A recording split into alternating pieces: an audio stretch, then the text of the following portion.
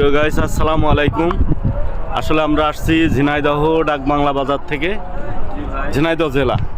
তো এত সুন্দর জায়গা আসলে আমি এর আগে কোনোদিন আসি নাই, এই প্রথম আসলাম।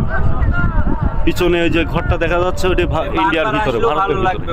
এবং ওই যে সামনে ওখানে একটা কালো পাথর, ওই দেখতে পাচ্ছেন, এই যে বড় একটা কালো পাথর।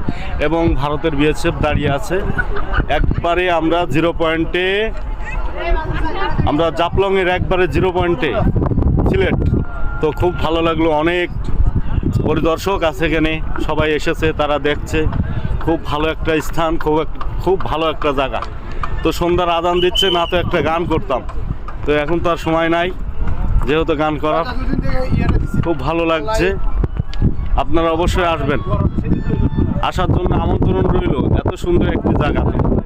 ওই একটা ব্রিজ, ওই ব্রিজ দিয়ে ওই পাহাড়ের মানুষ ওই দিকে পার হয় ইন্ডিয়ার থেকে। ধন্যবাদ সবাইকে, আসসালামু আলাইকুম।